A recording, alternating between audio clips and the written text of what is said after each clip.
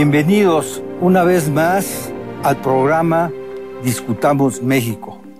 Nuestro tema hoy es el nacionalismo. Si hay un tema sobre el cual se ha centrado la reflexión y la escritura de la historia, es el tema del nacionalismo. Construir una nación fundada en orígenes, territorio, lengua y aspiraciones comunes fue una obsesión que se manifestó inmediatamente después de la independencia. A esta urgencia, que podríamos llamar existencial, se sumó la compulsión política de fundar el Estado, una entidad territorial sustentada en un gobierno autónomo y en leyes protectoras de los derechos y libertades del ciudadano. El Estado unió gobierno y ciudadanos en el compromiso de trabajar solidariamente por el bienestar y la defensa de la nación. En México, la construcción de la nación y del Estado nacional ha recorrido un largo camino y enfrentado los desafíos más diversos. Su expresión política e ideológica, el nacionalismo, ha sido objeto de todo tipo de estudios y de las más diversas interpretaciones. En esta ocasión, para aprovechar la presencia de nuestras distinguidas historiadoras e historiadores, trataremos de indagar cómo nació y se desarrolló el nacionalismo en nuestras tierras. Nuestros invitados son Itzel Rodríguez, historiadora, se ha especializado en el estudio del arte y las expresiones del nacionalismo en el siglo XX, y su tesis de maestría lleva el título del pasado indígena en el nacionalismo revolucionario y está centrada en los murales de Diego Rivera.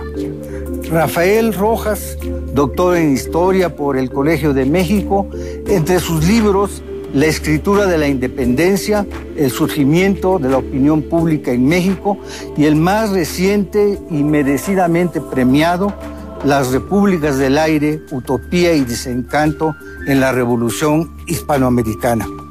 Antonia Pi Suñer, profesora de la Facultad de Filosofía y Letras de nuestra Universidad Nacional Autónoma de México, es autora y coordinadora de En busca de un discurso integrador de la nación, un libro que forma parte de la serie Historiografía Mexicana que publica la UNAM.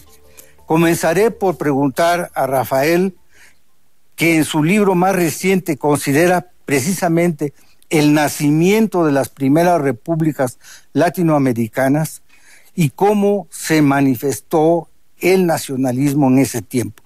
En tu libro haces énfasis en que primero hubo republicanismo y solo más tarde apareció el nacionalismo como proceso político e ideológico bien definido.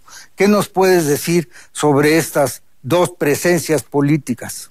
Gracias, Enrique, por la invitación y gracias por la pregunta.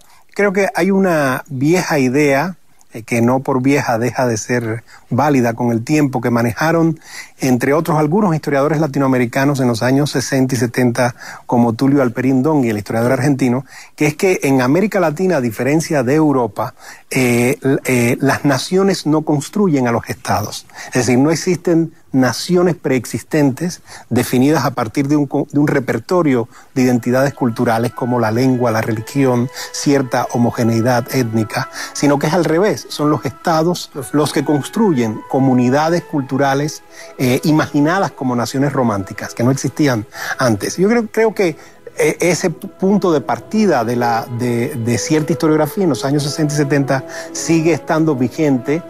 Una manera de observar dicho proceso es tratar de reconstruir las identidades que existían en el momento de las últimas décadas de los virreinatos del antiguo imperio borbónico, ¿verdad? Los 4 grandes virreinatos, el del Río de la Plata, el del Perú, el de la Nueva España y el de la Nueva Granada. Había 2 viejos virreinatos, que era de la época de los Austrias, ¿verdad?, que era el de la Nueva España, y el virreinato del Perú, y había dos virreinatos propiamente borbónicos, que eran el Río de la Plata y el virreinato de la Nueva Granada. Ahora, en esos vastísimos territorios de los 4 virreinatos no podemos identificar naciones modernas como las que construye el romanticismo europeo, ¿verdad? Ni siquiera ese tipo de nación que vemos dentro de España, dentro del proceso histórico peninsular. No estoy hablando de la nación española, que también es una construcción bastante posterior. Estoy hablando sobre todo de las naciones de la península ibérica, sobre todo las del norte, ¿verdad? Que sí eran comunidades con ese repertorio de identidades que podemos distinguir en cualquier nación romántica de mediados del siglo XIX, Italia, Alemania o Francia, por ejemplo. Entonces, lo que tenemos son identidades, a veces identidades regionales, a veces identidades en torno a una ciudad, ciudades rivales, ¿verdad? Como el Cusco y Lima, que vemos en el virreinato del Perú. Podemos hablar incluso de ciudades rivales en ciertos temas, como Veracruz y la Ciudad de México en el virreinato de la Nueva España, Buenos Aires frente a todas las provincias que rodeaban la gran urbe, ¿verdad?, del virreinato del Río de la Plata. Entonces son identidades más tangibles esas que las de una nación preexistente. Entonces, ¿qué sucede? Que la independencia naturalmente se construye sobre esa ausencia de identidades nacionales previas. Y el republicanismo aparece como una fórmula, yo diría, de identificación continental e incluso hemisférica. En las primeras décadas después de la independencia, los próceres de las nuevas repúblicas hispanoamericanas se definían más como americanos que como pertenecientes a una comunidad nacional específica. La nomenclatura era americana. Americano, exacto. No tenían una diferenciación entre naciones latinoamericanas como la que veremos, sobre todo a partir de mediados del siglo XIX.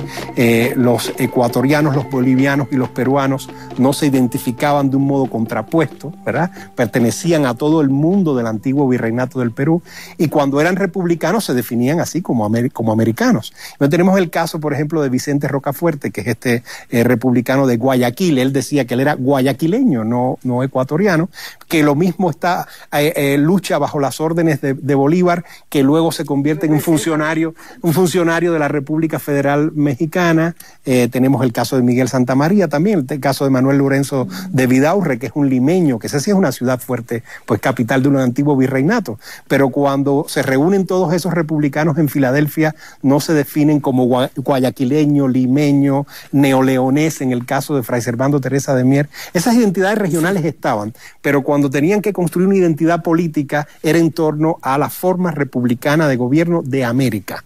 Y eso es la dimensión hemisférica de esa identidad. También nos lleva a un fenómeno muy propio de la primera mitad del siglo XIX, que es también una débil diferenciación con los Estados Unidos. O sea, los Estados Unidos no aparece como una potencia hegemónica o como un enemigo, ¿verdad?, solo hasta después de la guerra del 47 con México. En ese momento Estados Unidos es un aliado. Entonces los nacionalismos hispanoamericanos no se afirman frente a un otro norteamericano, ¿verdad? Eso será un fenómeno posterior.